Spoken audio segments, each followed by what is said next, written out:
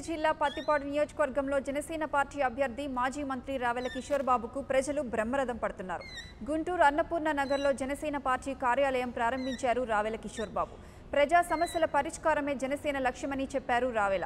పత్తిపాడు నియోజకవర్గంలో జనసేన పార్టీ జెండా ఎగరవేస్తామని ధీమా వ్యక్తం చేస్తున్న రావెల కిషోర్ బాబుతో మా ప్రతినిధి శ్రీనివాస్ ఫేస్ టు ఫేస్.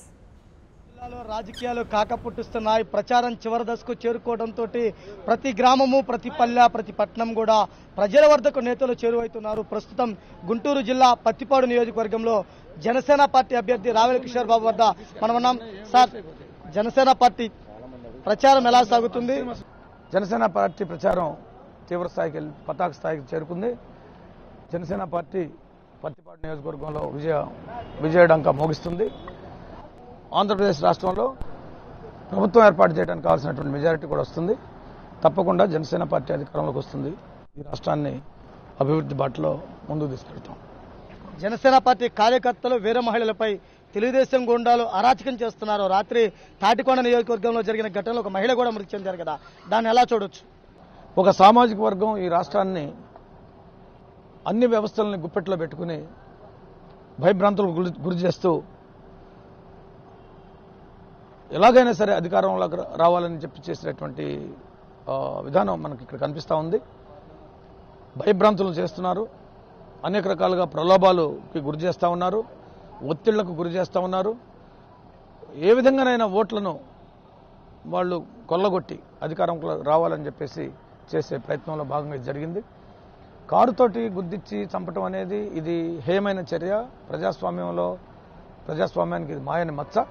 ఈ చర్యను తీవ్రంగా మేము ఖండిస్తున్నాం. దీని మీద ప్రజా ఉద్యమాన్ని నిర్మిస్తాం. ఇలాంటి అణచివేత, ఇలాంటి దాడులు, ఇలాంటి మారణకాండలు మేము సహించేది లేదు. పేద బడుగు బలహీన వర్గాల మీద బలమైనటువంటి సామాజిక వర్గాలు చేసేటువంటి ఈ అణచివేతను తిప్పికొడతాం. నేను ప్రజలకు కూడా చెప్పేది ఏంటంటే, అపీల్ చేసేది ఏంటంటే, ఇలాంటి దాడులు జరగటానికి కారణం అధికారం. సో ఆ అధికారాన్ని మనం వాళ్ళకి అప్పచెప్పి, ఓట్లు వేసి వాళ్ళని గెలిపించి అధికారానికి అప్పచెప్పి వాళ్ళ చేత దాడులు చేయించుకుంటున్నాం. కాబట్టి మనం ఓట్లు వేయకుండా మనమే అధికారానికి వస్తే ఇలాంటి దాడులు జరగవు. సో రాజ్యాధికారం సకల సమస్యలకు పరిష్కారం అని అంబేద్కర్ గారు ఎప్పుడో చెప్పారు.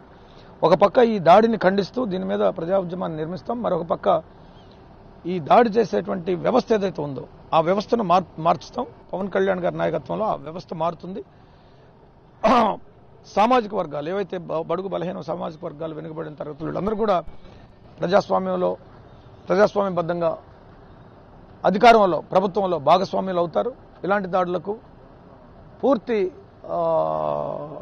చెక్ పెట్టవచ్చు. అంటే ఇలాంటి దాడులు పూర్తిగా జరగకుండా ఉండటానికి రాజ్యాధికారమే పరిష్కారం అని చెప్పేసి మేము ప్రజలకు కూడా అప్పటి నుంచే చెప్పి రాజ్యాధికారంలో మార్పుని మేము తీసుకొస్తాం. జనసేన పార్టీ కార్యకర్తలు, వీర మహిళలు అందరూ కూడా అప్రమత్తంగా ఉండాలి.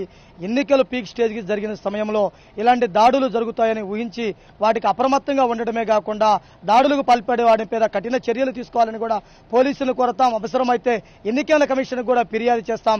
జనసేన కార్యకర్తలు ఇలాంటి తాటాకు చప్పులకు భయపడదు, గెలిపే లక్ష్యంగా ముందుకెళ్తాం. ప్రతి ఒక్కరు కూడా జనసేన పార్టీ అధినేత పవన్ కళ్యాణ్ సీఎం కావడం కోసం కృషి చేస్తాం. రానున్న ఎన్నికల్లో ఓటుతో మీకు సమాధానం చెప్పి రాజ్యాధికారం సొంతం చేసుకుంటామని కూడా చెబుతున్నారు. కెమెరా పర్సన్ ఉదయ్ కుమార్ తో శ్రీనివాస్, 99 టీవీ, పత్తిపాడు నియోజకవర్గం.